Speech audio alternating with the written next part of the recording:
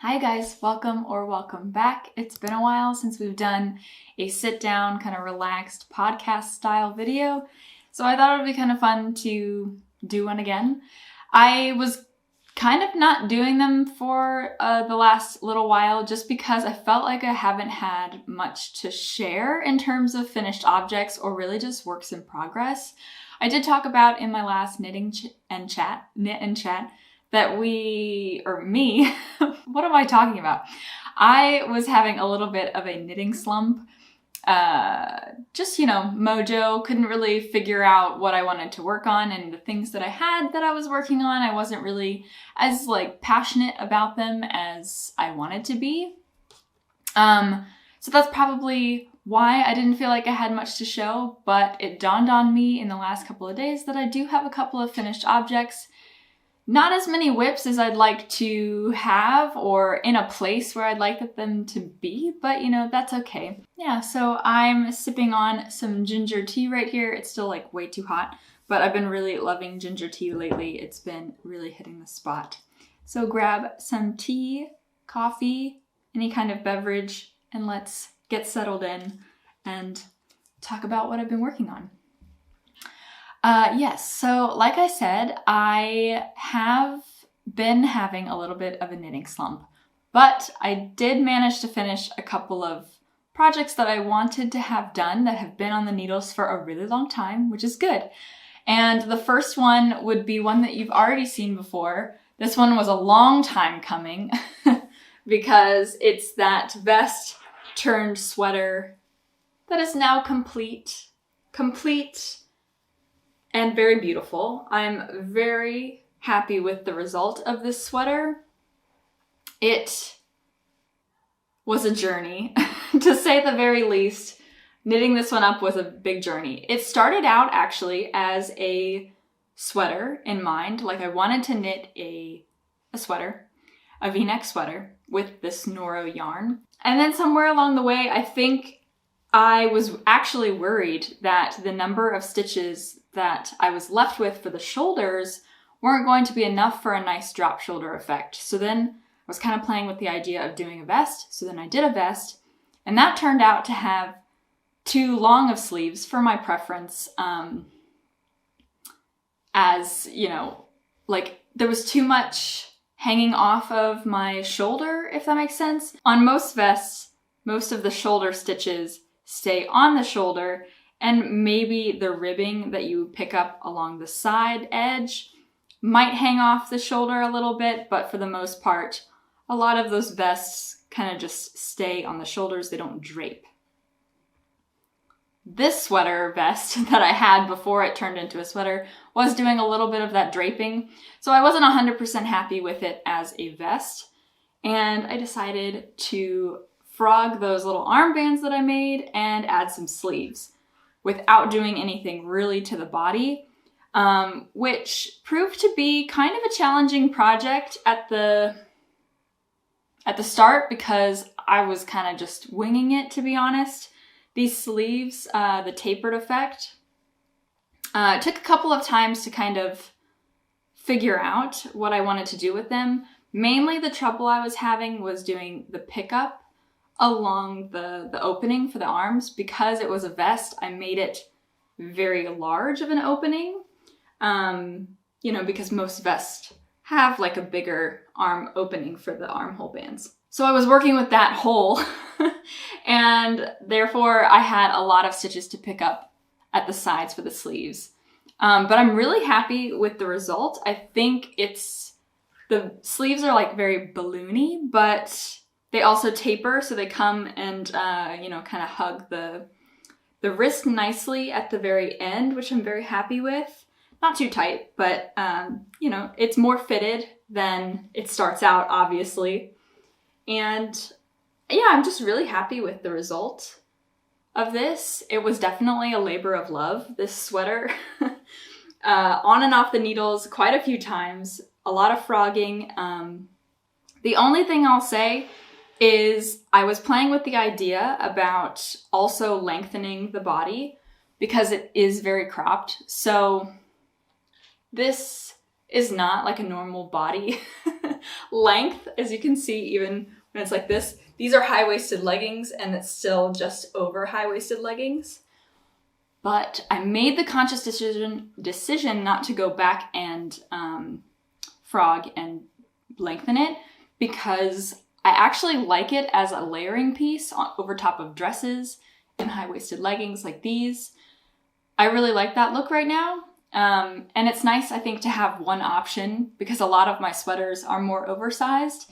It's nice to have one option that's pretty nice and cropped and cute. So I'm not going to touch it again.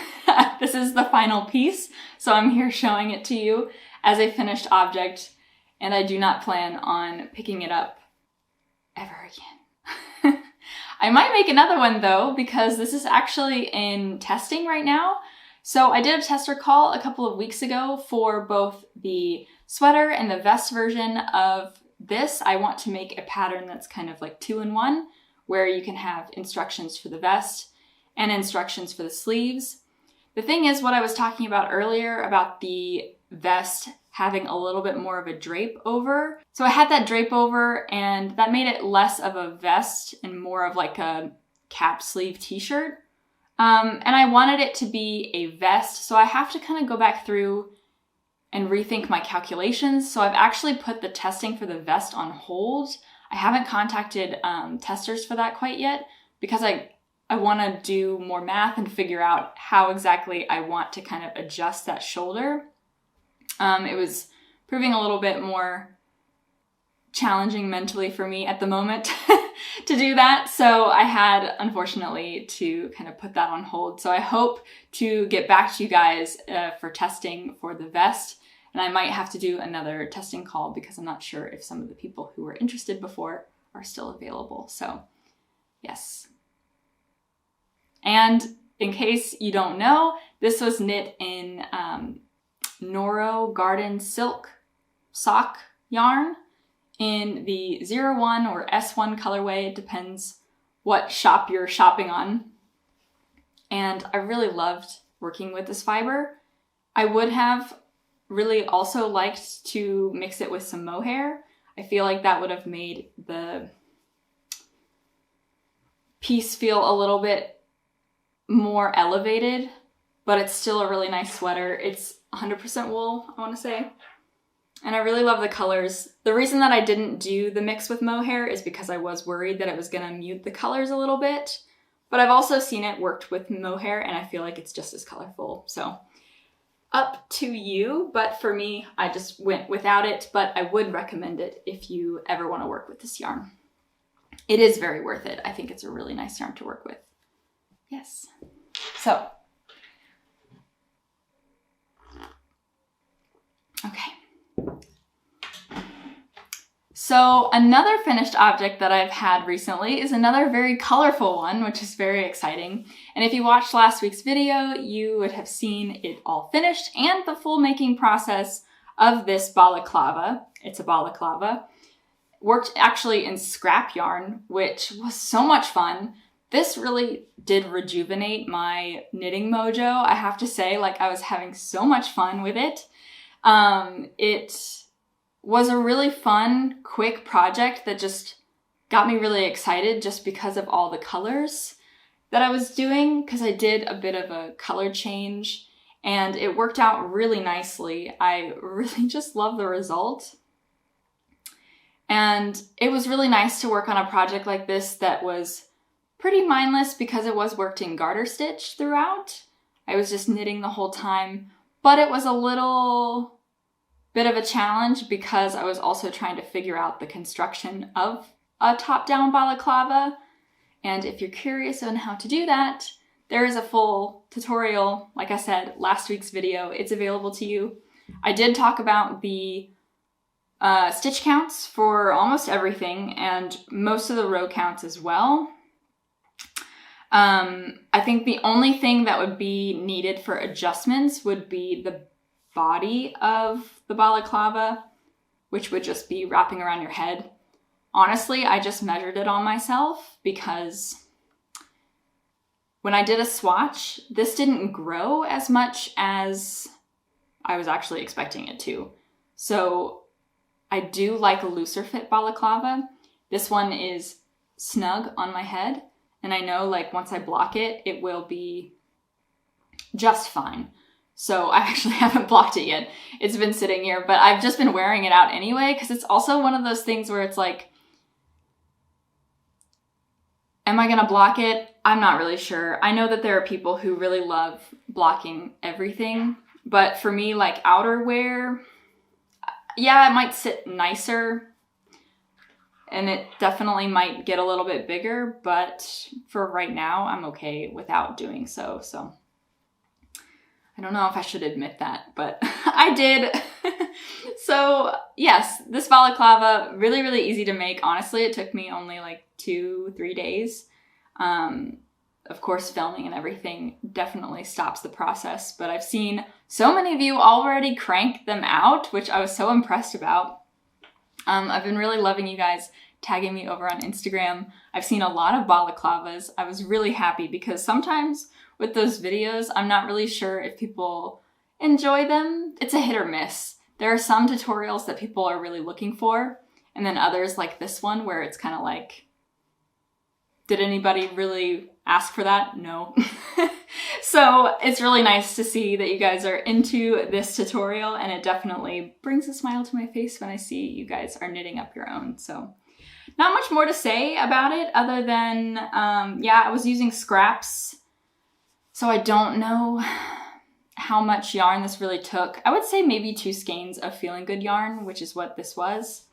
Like 2 full skeins. Because I knit in double stranded, I think that would be a safe bet. But it's a really structured fabric because I use smaller needles, and it feels really squishy, and it definitely keeps me nice and warm. And actually, I think this is a good fiber for a balaclava because it has that softness, lots of warmth. Yeah, I really like it. It's really nice. I would recommend it. I do really love Feeling Good yarn. And the ones from Wool and the Gang, the colors from Wool and the Gang are really nice. So most of them are Wool and the Gang colors. There are some Drops Air as well. That's a good substitute if you're interested in making it. Some scraps from this cardigan even was included in this balaclava. So yeah, really happy with the result here. So then I have one more finished object. I'm gonna get these out of the way. One more finished object that has shockingly been on my needles for a long time. I honestly don't know why. Mainly because I guess I just wasn't into working with chunky needles. But here we are. I finally finished this blanket. It's not really much of a blanket, to be honest. But okay, so I feel like maybe it was the last knitting podcast that I did. I was showing that I had just started working on this blanket, and I had already gone like halfway, basically. Because I was only working with 5 skeins of chunky wool that was kindly gifted by We Are Knitters, so thank you so much to them. This was one of those things where I didn't really want a super chunky sweater.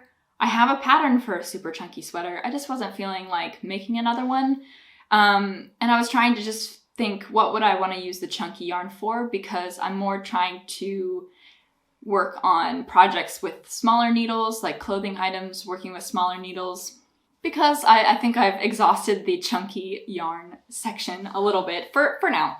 But so the one thing that came to mind was homeware, and I thought, yeah, a blanket would be really great use for super chunky wool. It's definitely really warm and a lot of fun to knit with, and blankets, since they're very large, you know, you kind of want it to be a nice quick knit as much as you can. So with chunky yarn, it definitely works out. So anyway, let me show you how it looks. I really love this texture because that was another thing as well.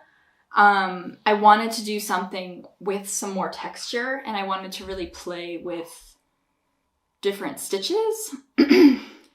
stitches. I really wanted to play with different stitches and see how all of that worked out.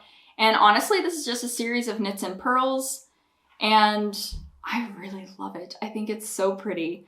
I'm sad that it's not as big as it could be. This is how wide it is. It's more of like a baby blanket, to be honest, or like a child's blanket. Regardless, it's still lovely. I'm so happy with this texture. I'm calling it like kind of like a half moon blanket because you can see there are little half moons, both on the knit side and the purl side. And it's kind of like a tiled effect as well. Really, really cool and a lot of fun to knit. It's easy to memorize, but I was also making a couple of mistakes, which is why this got sat aside for so long. I honestly just kept it folded on my windowsill and I kind of forgot to pick it back up again. But there was just like a silly mistake that I actually ended up dropping some stitches and fixing it that way. And it really was no issue at all. I don't know why that let it sit for, I think, almost 2 months, just in a corner. But now it's finished, which is good. This blanket was also a good opportunity for me to test out charts because I also wanted to kind of dive into that. And I created a little chart for this little motif, and I'm actually going to be putting it on my website. If it's not available when this video goes live, it will be available that same week, so definitely go check that out if you're interested. The funny thing is, I had left this blanket for so long that I didn't even realize it would take me just like an afternoon to finish it up. So that's what I did. It really got finished in one afternoon, catching up on some knitting podcasts, one of which I was catching up on Woolly Mammoth Fiber Co. She posted a video after a year of being MIA, and I really appreciated her posting, so I definitely recommend you go check her out because I really like everything that she puts out. She's a very calming presence. Those are all of my main finished objects. Only finished objects in the past couple of months.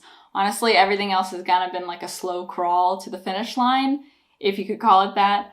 But one thing that I really love, one of my whips that I really love, but honestly haven't been gravitating towards it, picking it up too much, it's just been slow progress, like I said, is this little sock right here.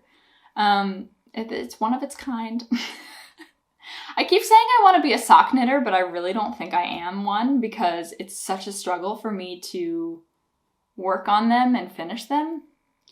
But anyway, one of my goals for this year was to try colorwork for the first time and finish a colorwork project. And then also I wanted to learn continental. And I was watching Andrea Mowry.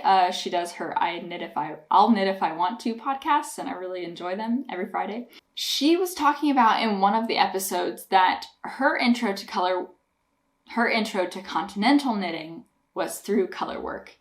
And that gave me a good idea to maybe give that a try, because what you're doing with, color work, you have color A and color B, so you have to switch through them. And instead of using the same finger for both colors, instead you would try continental with your color work strand and hold that in the left finger while you're holding your main color in the right finger. And that's what I've been doing with this sock right here, because there is a lot of changing, as you can see. Pattern is by Summerly Knits, and it's her Fair Isle sock kit pattern. She has a lot of like bundled patterns, which are really nice. So this pattern here came with 2 other patterns, kind of a similar vibe to them, but different variations, and they're all very beautiful. Every pattern that she releases all sock patterns, I think, and they're all really, really gorgeous. And I really liked this one because I've been wanting, to do some Fair Isle. So that is what I've been working on as far as my colorwork continental knitting project. And it's going, pretty well. There's an afterthought heel, and I'm working now on the foot. So I'm getting there. I'm almost done with this first sock, but it has taken me some time. But what really attracted me to this pattern was these pretty little flower designs, like this little motif. So I don't know about you. I'm really loving the way that it's working up so far because I really like the just array of colors that you see right here. Nothing has the same feel, I think, to it. It's really nice. Yeah, these array of colors are just so beautiful. I think they kind of make it look very faded and retro-y. Maybe I didn't choose the right contrast color for my yarn, or just this has a lot of variegation to it, the dye. So I'm not sure, maybe that wasn't the best choice, but I actually still love it regardless because, again, it's giving me that faded retro feel that kind of just, I feel like you would get over time. Hard to explain, but this is really just reminding me of the 70s for whatever reason, and I'm really loving that. So I'm not going to complain one bit. But yes, so you can see that really there's just so much variegation in this yarn that it's almost kind of hard to see the pattern itself. So that was kind of probably a mistake on my end, because I did learn about this trick where you can do the monocolor setting. If you're doing like a black and white setting on your phone when you're taking a picture, you can take a picture of two yarns to see if they have enough contrast for whatever pattern that you're working up. And then I went back and I tried it out, and there's not enough. Yeah, see? I mean, there's a little bit of contrast, but it's not enough, you know? Because there are some like lines in the dye here that are a little bit lighter, which makes it look more faded, especially around the flowers. But again, that's fine. I just think I will knit these again maybe in the future with something a little bit more contrasting and less variegated, so that I have more of a solid look, because then I can see the pattern a lot better. But all of that to say, I mean, I don't mind this at all. It was just one thing that I would like to share with you as part of like my inexperience with color work, something that I learned after I had cast these on and gotten a little far, that maybe that's something I should look into, the contrasting of the two colors. But this yarn is gorgeous. I think that it is so beautiful. This is the Big Little Yarn Co. yarn that I was sharing with you guys in one video earlier this year. I was talking about what yarn I wanted to work with, and this was one of them because it was one of those skeins that's almost like too pretty to touch kind of thing.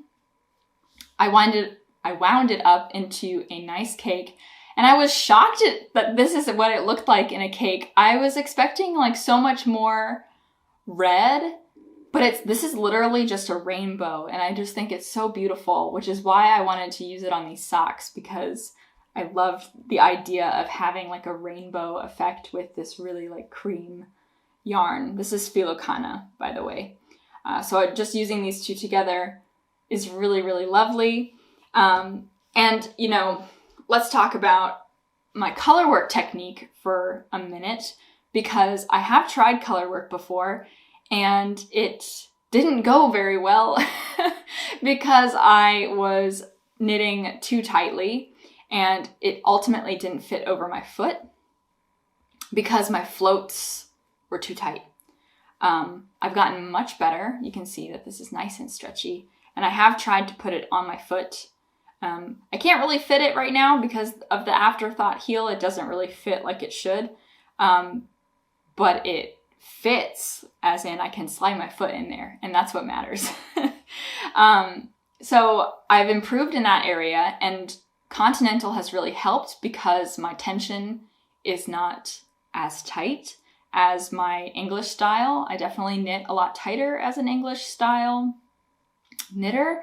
But also just because I'm not as comfortable with Continental, I think that's also why it's a little looser. So that's been really helping me with color work, trying to, you know, regulate the tension that I have. And that's been going really well. Actually, here you can see my floats. I really love how this sock looks like inside out. It's really cool to see the floats like this. I really love it. It's a lot of fun. You can just see the explosion of color here, and it's really cute. Is there a sock pattern where you can just have floats on the outside? I've seen sweaters like that, and I think it's really cool. It's like, yeah, the inside out version is also pretty interesting. So yeah, this is one of its kind. Like I said, this is still the first sock. I've kind of just been picking this up whenever I have the mental capacity to do it. I don't know why, it's just, I don't feel like doing color work all the time, even though now I've gotten to the point where it's literally such an easy repeat to remember. It's really not that challenging. But, you know, it's nice to have it as an option. And, you know, it's also nice not to kind of like rush into finishing a project just for the sake of finishing a project. And kind of just enjoying the process. So this has been a successful learning experience so far, and I hope that soon I will have the motivation to finish the pair before, you know, cold weather, because I feel like I would want to wear it at least once before it gets too warm. So I kind of wanted to share this. It's not really this saga. I just felt the need to share because it's not over. Here I have some unwound yarn. This is a combination of the fluffy yarn by We Are Knitters and, again, my unnamed gray wool that I bought from Hobby a really long time ago.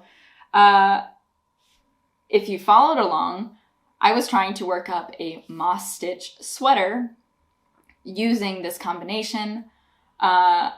Ultimately, I decided to stop working on that sweater. It started out as a cardigan, then I frogged it, then I decided I wanted to do a raglan moss stitch sweater, and then I got to the end of the yoke and I was just like, I don't know if I like this, because it wasn't giving enough of, it wasn't showing off the yarn in the way that I had hoped it would. And then also, yeah, I wasn't as crazy about it as I thought I would be. So I just decided to frog that again. And now I am just working on something very vanilla, very simple. It's gonna be a vest.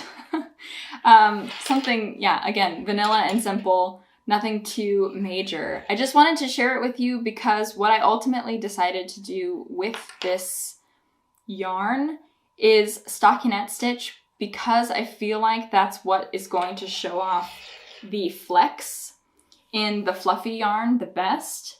It's, you know, it was, what I've noticed is that it's very difficult to capture that really cool tweedy effect, especially if you're using like a textured stitch. So what I learned with yarn like that is you should really kind of work in a pattern or a stitch that's simple, so then the yarn will get shown off, versus trying to have a stitch that's very complex. And it's a feature of its own, basically. Here, the yarn, I want to be able to see that, you know, texture and the different color specs of the yarn. That's really important to me. So working in stockinette stitch is a good way to kind of make sure that that shines through. So that is what I'm doing. Again, it's not really like that developed. I'm even gonna have to frog this right here because I think I want the shoulder to go down a little bit further. But this is just going to be a basic vest. I think you could say similar patterns that are out there would be like the Holiday Slipover by Petite Knit. I'm using either 6.5 or 8 millimeter needles for this one. So it's the gauge is a lot smaller, but the style will be kind of the same. And I hope it'll be a quick knit. Honestly, it's already proving to be more of a quick knit because I really only started it this week.